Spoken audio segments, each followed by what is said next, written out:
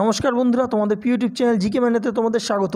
বন্ধুরা, ICDS main descriptive math class, যেগুলো arithmetic পিএসসির যে সিলেবাস ওয়াইজ, আমরা কিন্তু প্রত্যেকটা চ্যাপ্টার তোমাদের সামনে ধীরে ধীরে আলোচনা সহ উপস্থাপনা করছি। এবং বিগত দুদিন এই ক্লাস বন্ধ ছিল, যান্ত্রিক গোলযোগের কারণে সেই ক্লাস নেওয়া সম্ভব হয়নি। তার আগাম নোটিশ তোমাদেরকে আমরা জানিয়েছিলাম। আমরা প্রত্যেকটা চ্যাপ্টারের যে সমস্ত টাইপগুলো পরীক্ষা আসে সেই টাইপগুলো করানোর চেষ্টা করছি, এবং এক একটা চ্যাপ্টারে একটা দুটো তিনটে করে টাইপ হচ্ছে। আমাদের কিন্তু অলরেডি 3টে ক্লাস অর্থাৎ 3টে ম্যাথের চ্যাপ্টার কিন্তু শেষ হয়ে গেছে। আজকে যে ম্যাথের ক্লাস 4 এবং 4 ক্লাসের কিন্তু পার্ট 3 অর্থাৎ শতাংশের কিন্তু 1 এবং 2 নম্বর পার্টটা অলরেডি হয়ে গেছে। তার লিঙ্ক তোমরা এই ভিডিওর ডেসক্রিপশন বক্স এবং প্রথম কমেন্ট জিকে ম্যানের কমেন্টে তোমরা পেয়ে যাবে। আজকে পার্ট 3 করাবো। যারা ভিডিওটা নতুন দেখছো তাদের বলবো, এর আগের ক্লাসগুলো তোমরা ডেসক্রিপশন বক্সে এবং প্রথম কমেন্টে প্লেলিস্ট এর লিঙ্ক আমরা দিয়ে দিচ্ছি, তোমরা সেখানে দেখে নিতে পারো। তাহলে চলো আজকের যে ক্লাস শুরু করা যাক। সাবস্ক্রাইব করুন আমাদের চ্যানেল জিকে ম্যানিয়া আর লেটেস্ট ভিডিও নোটিফিকেশনের জন্য বেল আইকনটি প্রেস করুন। নমস্কার। তো আগের দিনের যে ভিডিও ছিল, আমি ভিডিওতে দিয়েছিলাম 11 পর্যন্ত কোশ্চেন নাম্বার যে 10 আছে, 10-এ দেখো বলে দেওয়া ছিল একটুখানি এডিটেবল হবে, লাস্টে শতকরা পার্সেন্ট হার বের করতে বলেছে। আমি শুধু পাশের হার বের করেছিলাম। ওকে, তো একটুখানি কারেকশন করে নেবে, দেখবে লাস্টে গিয়ে এসেছিল 165টা হলো পাস মার্কস, তাই না? এবার পাস মার্কস, আমি পাস মার্কসটা বের করেছিলাম, কিন্তু পাস মার্কসটা কত টোটাল মার্কস ছিল? 500 ছিল, তাই না? এর উপরে তুমি শতকরা হার, পাশের হার বের করবে, তাই না? এভাবে ক্যালকুলেশন করে দেবে, কারণ এটা পাশের হার বলে লিখবে। পাশের হার সমান 165, যে মার্কসটা পেয়েছো মানে পাস করার জন্য দরকার, বাই টোটাল মার্কস। হ্যাঁ, টোটাল মার্কস 500, তো 5 দিয়ে কাটবে 3 and 3 মানে 33%। এখনো 33% আছে আমাদের, তাই না? তো এটা ছিল। আর আগের দিনের হোমওয়ার্ক ছিল, হোমওয়ার্কে অনেকেই দেখলাম খুব সুন্দর কোশ্চেন অ্যান্সার দিয়েছে। তো আমরা একবার করে নিই হোমওয়ার্কটা কেমন আছে।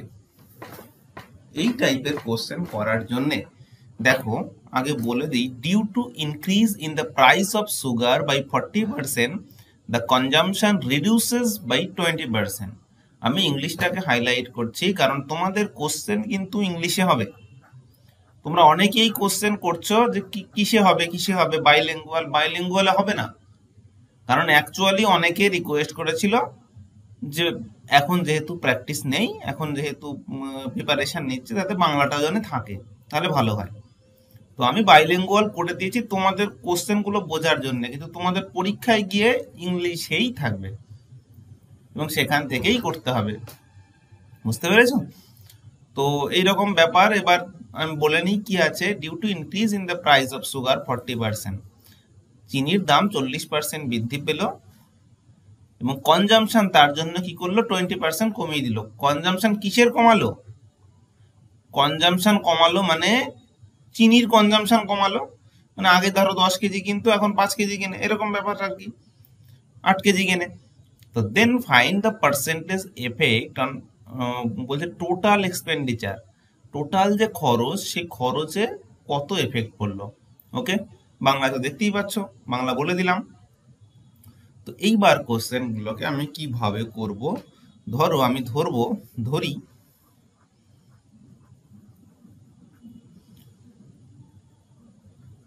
প্রতি কেজি চিনির মূল্য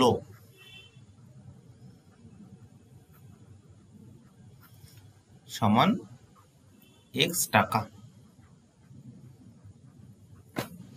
মানে x টাকা পার কেজি।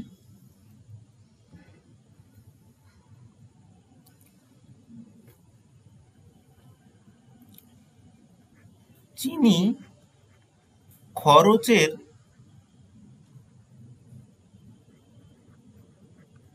পরিমাণ, এটা মান্থলি হোক, ডেইলি হোক, যা খুশি, এটা y কেজি, মানে অ্যাকচুয়ালি এটা বলতে চাইছি x টাকা পার কেজি। হ্যাঁ, তো এবার দেখো তার মানে কি টোটাল খরচ কত হয়? মোট খরচ x ইন্টু ওয়াই টাকা। মোট খরচ কত হবে? x টাকা করে y কেজি কত হবে? xy টাকা, কারণ এটা টাকা পার কেজি ছিল, কেজি কেজি কেটে গেল, টাকা পড়ে রইল xy টাকা। এইবার কি বলছে, এখন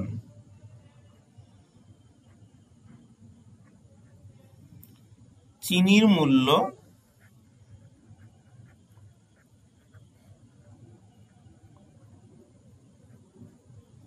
%40 বাড়াতে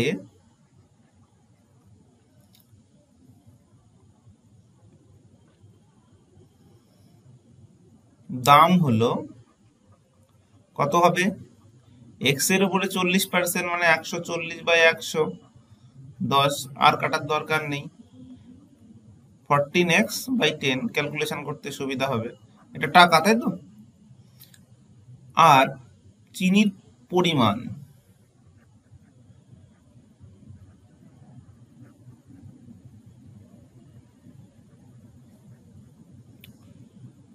%20 কমার ফলে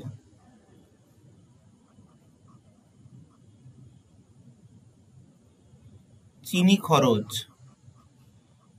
খরচ কত হবে? দেখো আগে ওয়াই ছিল, এখন এখন কত হয়েছে? এখন 20% হ্রাস পেয়েছে, মানে 80%, 80/100 মানে 8y/10। ওকে, তাহলে পরে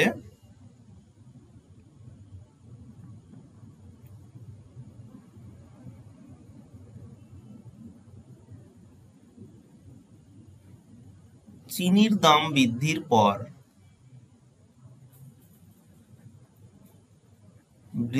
পর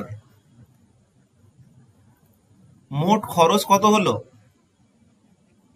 মোট খরচ দেখো 14x/10 and 8y/100, এত টাকা করে কেজি ছিল, এত কেজি কেনা হয়েছে, তাহলে 14x/10 ইন্টু 8y/10 কত হলো? ওদিকে দেখো 80 আর এদিকে 112xy, এটা, তাই তো? এইবার তার মানে খরচ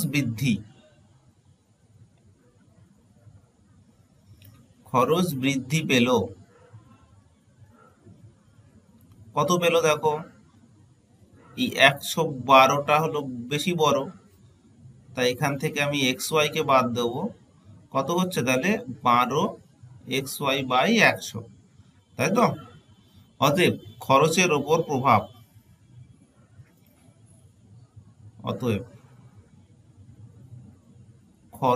মোট খরচের উপর, হ্যাঁ, মোট খরচের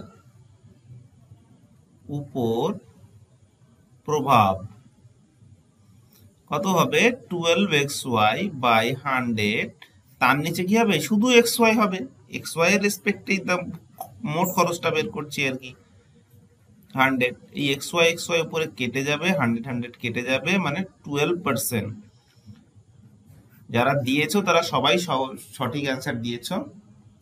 ওকে, এরপরে কোশ্চেন নাম্বার আমি 12% হয়ে গেল, কোশ্চেন নাম্বার 12 চলে যাচ্ছি। কি বলছে? Due to increase in the price per kg of sugar by 25%, by how much percent a housewife should decrease quantity so that the total expenditure remains same. কি বলছে? চিনির দাম 25% বাড়ার জন্য একজন কি হাউস ওয়াইফ শতকরা কত হারে চিনির ব্যবহার কমাবেন যাতে খরচের পরিমাণ একই থাকে? মানে চিনির দাম বেড়ে গেছে, আমাদের তো টাকার পরিমাণ সেম, আমাদের ইনকাম বাড়েনি, তাহলে কি হচ্ছে? চিনির ব্যবহারটা কমিয়ে দিতে হবে, তাই না? তো এই হলো কোশ্চেন। এবার আমরা শুরু করি তাহলে, সেম প্রসেস। হ্যাঁ, ধরি প্রতি কেজি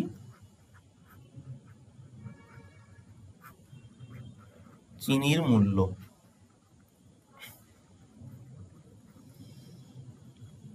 x টাকা।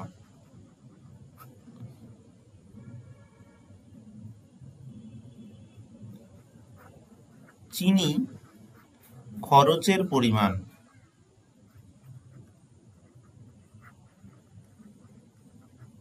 সমান y কেজি। ঠিক আছে, মোট খরচ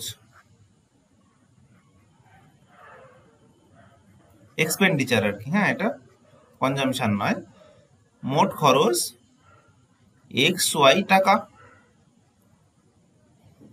ঠিক আছে, এবার চিনির মূল্য 25% বৃদ্ধি পাওয়ার পর, চিনির মূল্য কত বৃদ্ধি পেয়েছে দেখো, চিনির মূল্য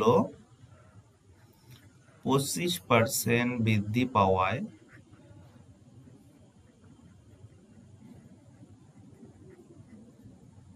বর্তমান মূল্য কত হবে, x এর উপরে 25% বাড়লো, তাই না? তাহলে 125/100, আমরা এদিকে কত দিয়ে কাটছি, 25 দিয়ে 5, এদিকে 4, মানে 5x/4 কি টাকা, এটা কিন্তু টাকা, মাথায় থাকে। হ্যাঁ, এইবার আমি তো হাউস ওয়াইফ কত কমাবে আমি জানি না, আমি ধরি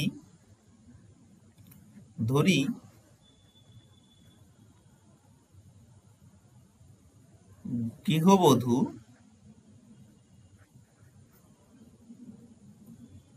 a% চিনির পরিমাণ, চিনি খরচের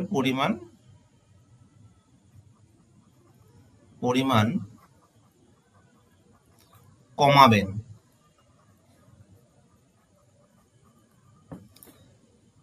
a% আমি ধরে নিলাম, তাহলে a% কমাবেন, তার মানে কত হবে দেখো, অতএব y ইন্টু a/100 ধরে নিই আমি, মানে এখানে এই যে 125 যেটা আছে এটাই আমি ধরে নিচ্ছি।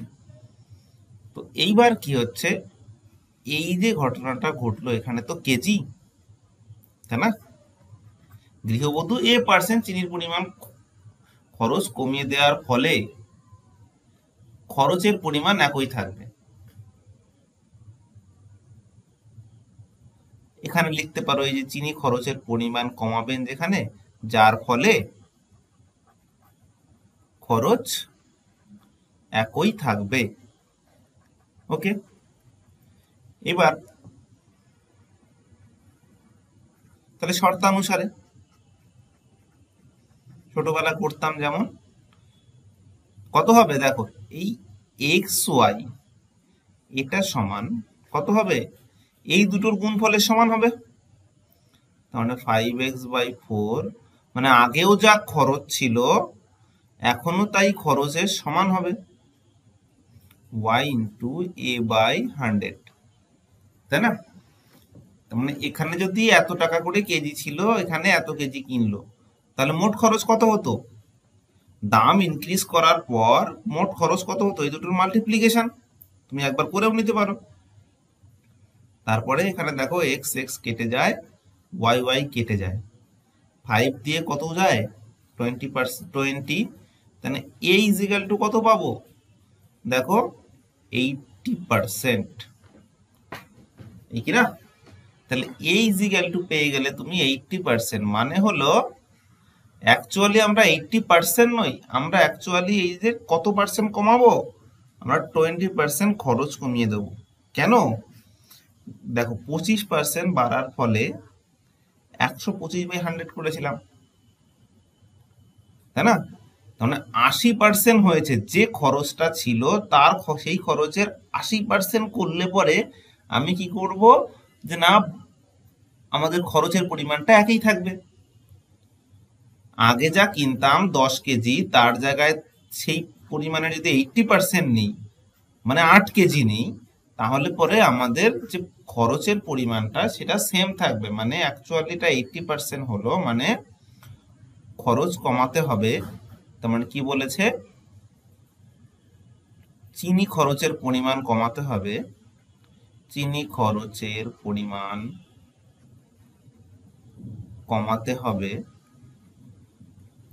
কত 80 100 মাইনাস 80 মানে 20%। এটা কেন হলো বুঝতে পেরেছো? 20% কেন হলো? কারণ এখানে দেখেছো 125 হচ্ছে, আমরা সেই সোর্সে নিয়েছি। ওকে, সো কোশ্চেন নাম্বার নেক্সটে যাচ্ছি আমরা। এটা খুব ভেরি ভেরি ইম্পর্টেন্ট কোশ্চেন। এই কোশ্চেনটা এবং তার পরের কোশ্চেনটা দেখে নাও, ঠিক আছে? তো খুব ভালো করে করবে। বলছি if the radius of a circle is increase by 25%, the area of the circle will be increase by. বলছে যদি বৃত্তের ব্যাসার্ধ 25% বৃদ্ধি পায় তবে বৃত্তের ক্ষেত্রফল শতকরা কত বৃদ্ধি পাবে? এগুলো যদি তুমি খুব শর্টকাটে করো, আমি যদি শর্টকাটে করাই তাহলে কি করব? এটা 5 আছে, 25% আছে, মানে 1/4, মানে 4 থেকে 5 হবে। যেহেতু আর দুবার হয় পাই আর স্কোয়ারে, তাই 4 থেকে 5 হবে। 16 এদিকে 25, মানে 9 বেড়েছে। কতর উপরে? 16-র উপরে। কেটে দাও, মানে 225/4। ক্যালকুলেশন করে দাও, শেষ। ওকে, কিন্তু আমাকে তো ডেসক্রিপটিভ করতে হবে। তাহলে ডেসক্রিপটিভ করার জন্য আমি কি করছি? ধরি বৃত্তের ব্যাসার্ধ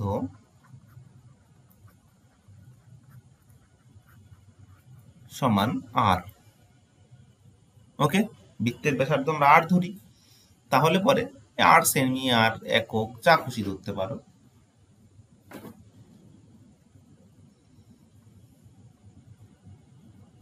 %25 ব্যাসার্ধ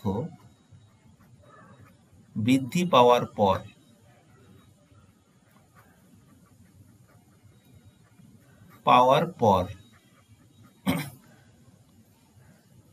ব্যাসার্ধ হয় কত হয়? আর এর উপরে 25% মানে 125/100, মানে 5, আর এদিকে 4, মানে 5r/4। অতএব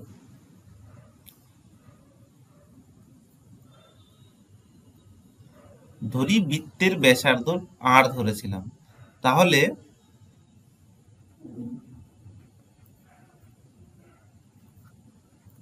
আগের বৃত্তের ক্ষেত্রফল কত হবে? পাই আর স্কোয়ার। বৃত্তের ক্ষেত্রফলের ফর্মুলা কি? পাই আর স্কোয়ার। 25% ব্যাসার্ধ বৃদ্ধি পাওয়ার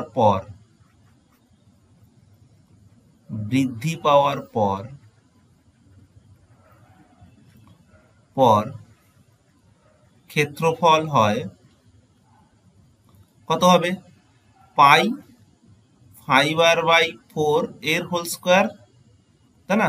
তার মানে কি 25/16 পাই আর স্কোয়ার, তাই তো? এদিকে 25, এদিকে নিচে 16, আমি এই পাশে নিয়ে আসলাম, ঠিক আছে? ক্ষেত্রফল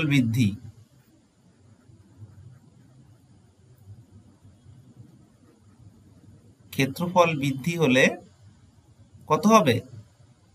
25/16 পাই আর স্কোয়ার থেকে পাই আর স্কোয়ার বাদ দিতে হবে, তার মানে কত হবে? 9 পাই আর স্কোয়ার বাই 16। অতএব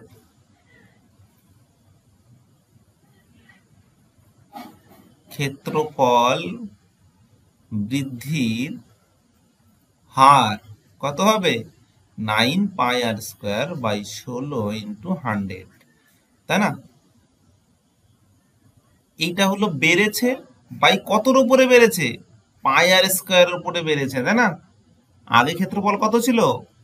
এটা হলো ওল্ডেস্ট। পাই আর স্কোয়ার কাটবে, 4 দিয়ে এখানে 4 থাকলো, এখানে 25 হয়ে গেল। দেখো আবার চলে আসলো 225/4। 9 ইন্টু 25 হলো 225 হয়, ঠিক আছে? তাহলে এখানে যদি ক্যালকুলেশন করো, তা আমি একবারে করে দিচ্ছি। 4 × 5 = 20, 2 × 25, 4 × 6 = 24.10, 4 × 2 = 8, 2 × 20, 4 × 5 = 20। এটা পার্সেন্ট। বুঝতে পারলে? তুমি ক্যালকুলেশন করে দেখবে, 56.25%। ওকে, এইবার তুমি ভাবছো এই ধরনের কোশ্চেন গুলো যদি একটু জটিল দিয়ে দেয় তবে কি করব। এই যে কোশ্চেন নাম্বার 14 দিয়ে দিয়েছে, if radius is increase by 10% and height is decreased by 20% of cylinder, cylinder মানে চোঙ, হ্যাঁ, দেন, এটা দেন হবে না, দেন হবে, then find the percent change in volume of the cylinder, সিলিন্ডারের যে আয়তন তাতে কি চেঞ্জ হবে। এই ধরনের এটা তো অনেকগুলো জায়গায় চলে আসলে, এবার যদি শর্টকাট তুমি করতে, আমি শর্টকাট কিভাবে করতাম, 10% ইনক্রিজ করেছে মানে 10 ছিল 11 হয়ে গেছে, 20% ডিক্রিজ করে গেছে, 20% মানে 1/5 মানে 5 থেকে 4 হয়ে গেছে। এবার দেখো এই যে রেডিয়াস আছে, রেডিয়াস দুবার হয় তাই না, পাই আর স্কয়ার এইচ হয়, যে ফর্মুলা সিলিন্ডারের ফর্মুলা ভলিউমের ফর্মুলা হলো এটা হয়, মানে আর দুবার হয়েছে মানে আমি আর দুবার লিখে দেবো,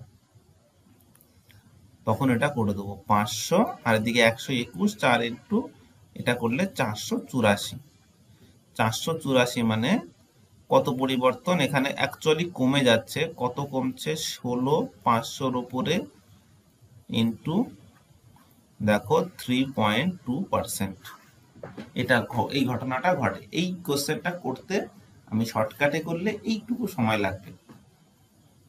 এবার যদি ব্রডে করতে চাও তাহলে কি করবে, ধরি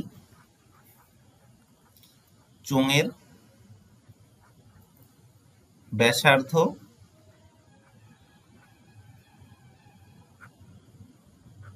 x একক এবং উচ্চতা y একক। ওকে,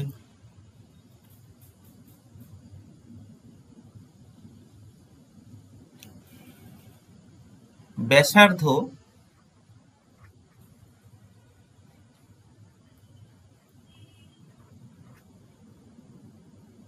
10% বৃদ্ধি পাওয়ার পর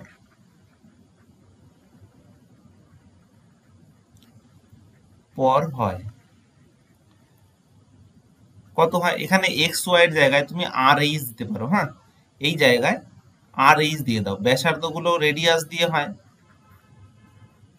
10% বৃদ্ধি পাওয়ার পর হয় ব্যাসার্ধ কত হবে, আর 10% বৃদ্ধি পেয়েছে, আর এর উপরে 110/100 মানে 11r/10, উচ্চতা 20% হ্রাস পাওয়ার পর, তাই তো, পর হয় কত হয়, এইচ এর উপরে কত চাপিয়ে দাও, 20% এর জায়গায় যদি হ্রাস পায় তাহলে 80% হয়ে যাবে, মানে কত হচ্ছে দেখো 8h/10, 10 রাখছি যাতে ক্যালকুলেশনের সুবিধা হয়। ঠিক আছে, তাহলে চোঙের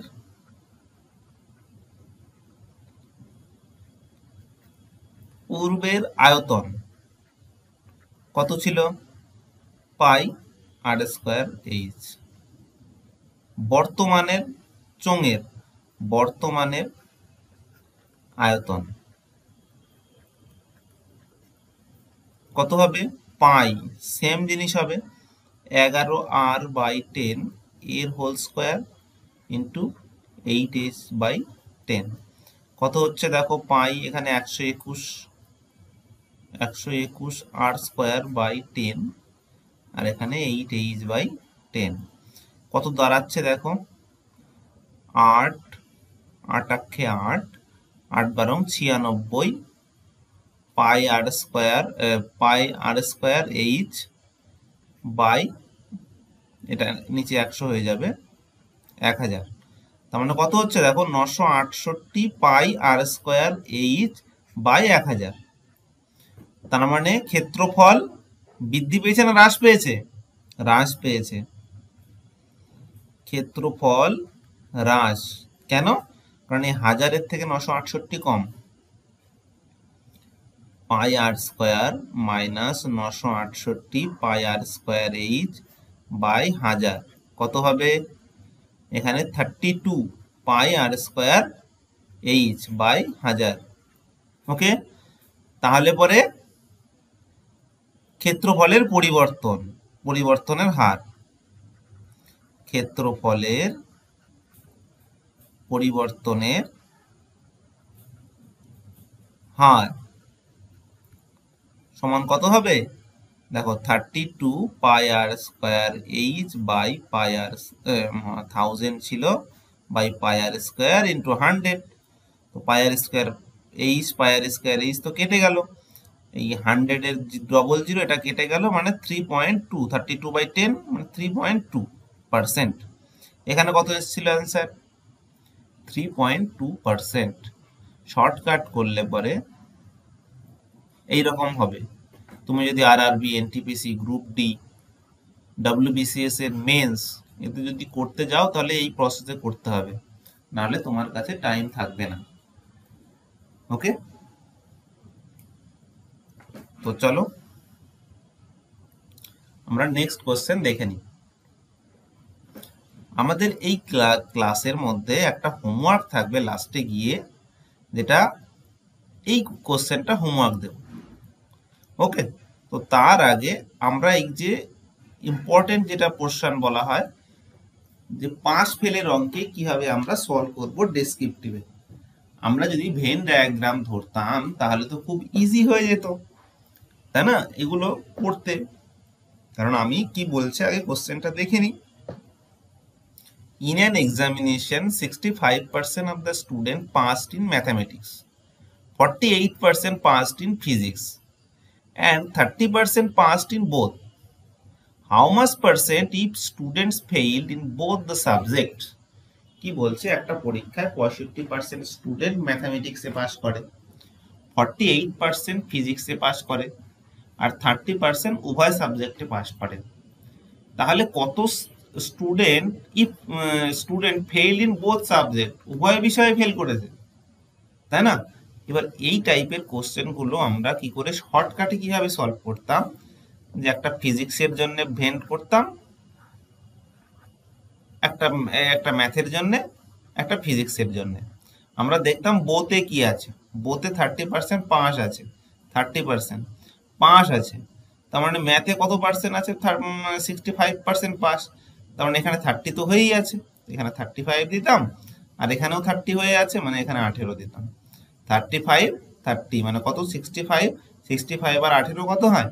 80, 83, মানে 83% হলো কোনো না কোনো বিষয়ে পাস করেছে।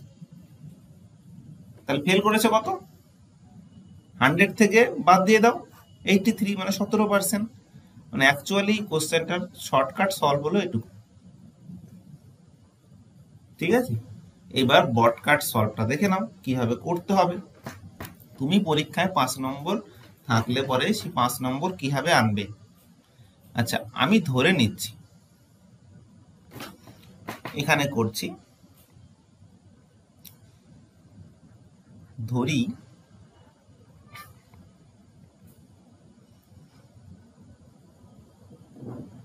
মোট ছাত্র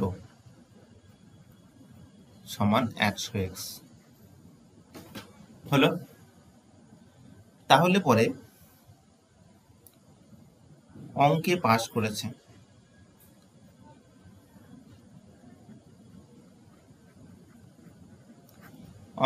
করেছে কত? 100x ইন্টু 65/100, তাই না? মানে 65x। পদার্থবিদ্যায় পাস করেছে কত? 100x এর উপরে 48 বসিয়ে দাও, মানে 48x পদার্থবিদ্যায়। এইবার উভয় বিষয়ে পাস করেছে কত? 100x এর উপরে 30% বসিয়ে দাও, যা দেয়া আছে প্রশ্নে, মানে 30x। এইবার আমি কি করছি, উভয়ে পাস করেছে মানে এও কিছু পাস করেছে, আবার মানে কিছু অঙ্ক পাস করা লোক কিছু আছে যারা পদার্থবিদ্যায় পাস করতে পারেনি, তাই না? আবার কিছু আছে যারা এই দুখানা সাবজেক্টই পাস করেছে, এই তো ঘটনা। তাহলে আমি ধরছি তাহলে শুধু অঙ্কে পাস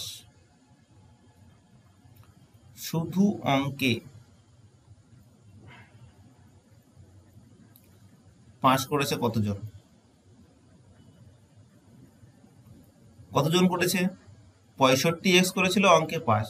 তার মধ্যে এই 30x এর মধ্যে তো উভয়ই আছে, তাই না? তার মানে 35x শুধু অঙ্কে পাস করেছে। আবার শুধু পদার্থবিদ্যায় পাস করেছে কত? দেখো এখানে 48x ছিল, এখান থেকে 30x বাদ দাও, তার মানে এই যে 35x এরা আবার কি করেছে, পদার্থবিদ্যায় ফেল করেছে, আর এই যে 18x এরা আবার অঙ্কে ফেল করেছে, একটা বিষয়ে পাস করেছে। তাহলে মোট পাস করেছে কত হবে? 30x plus 35x plus 18x কত হলো? 65। দেখো 83x এইভাবে বেরিয়েছিল না, 83। দেখো অতএব ফেল করেছে।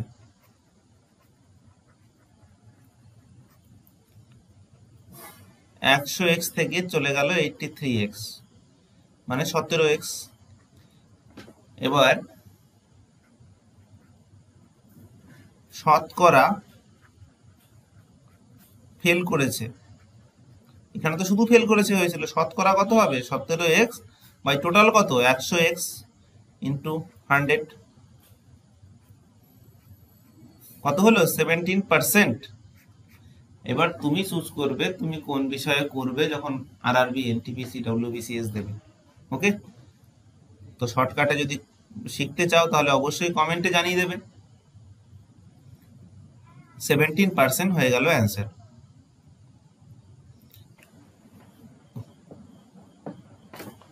কোশ্চেন নাম্বার 16 কি বলছে? In a group of student 70% can speak English and 65% can speak Hindi. If 27% of the student can speak none of the two languages, then what percent of the group can speak both the languages? কি বলছে, একটা group of স্টুডেন্টের 70% ইংলিশে কথা বলতে পারে, 65% হিন্দিতে কথা বলতে পারে, আর 27% কোনো ভাষাতেই কথা বলতে পারে না। তাহলে কত পার্সেন্ট লোকজন উভয় বিষয়ে কথা বলতে পারে বা উভয় ভাষায় কথা বলতে পারে, এটাই জানতে চেয়েছে। তাহলে আমরা ধরে নেব, চলো ধরে নিচ্ছি, ধরি মোট ছাত্র কত হচ্ছে? 100x। এইটুকু হাফ হাফ করছি, জায়গাটা বেশি লাগবে। তাহলে ইংরেজিতে কথা বলতে পারে,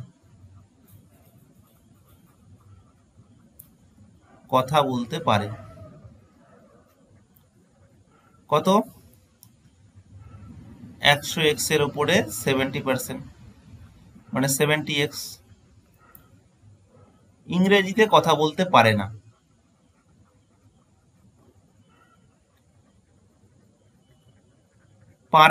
কত হবে?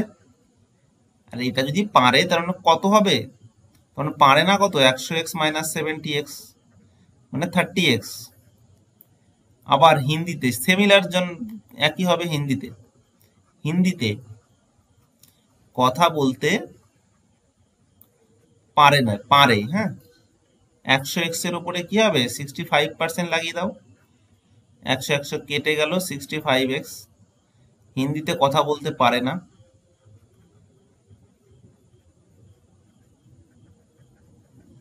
অ্যাকচুয়ালি হিন্দিতে কথা বলতে পারে না মানে ইংলিশে পারে, মানে এরকম যদি হয় তাহলে 65x, তখন 100x থেকে 65x বাদ যাবে মানে 35x, তাই তো?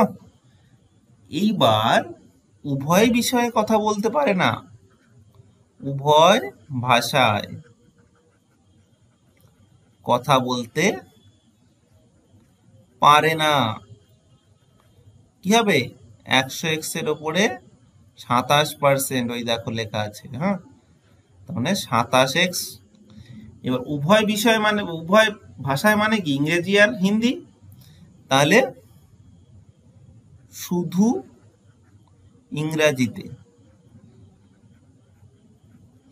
কথা বলতে পারে না। কত হবে? এই দেখো 30x বেরিয়েছিল, 30x থেকে 27x চলে যাবে, মানে 3x। শুধু আগেরটা যেমন করলাম ঠিক সেমন, শুধু হিন্দিতে কথা বলতে পারে না, তাই তো? শুধু হিন্দিতে কথা বলতে পারে না, কত হবে? দেখো, এটা ছিল 35x, সেখান থেকে বাদ দাও 27x, মানে কত? 8x। মোট হিন্দি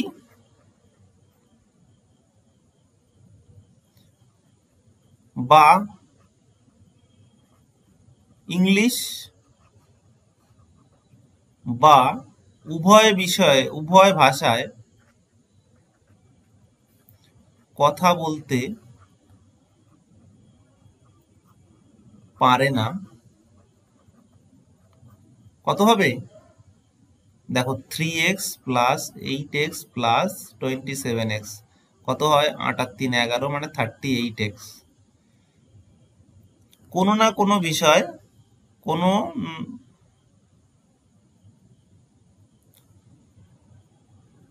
কোনো একটি ভাষায় অন্তত কোনো একটি ভাষায় কথা বলতে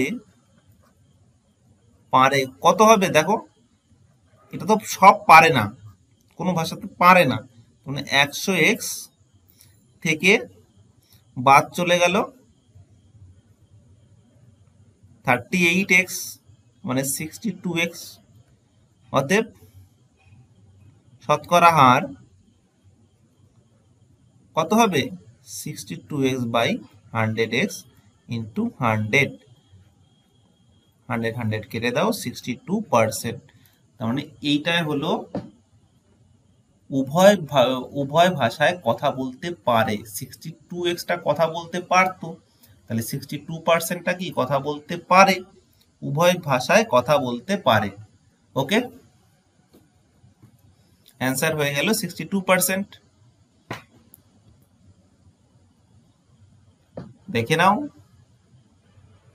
ভালো করে স্ক্রিনশট মারো বা পজ করো, করে কমেন্টে অবশ্যই জানাবে। ওকে, থ্যাংক ইউ।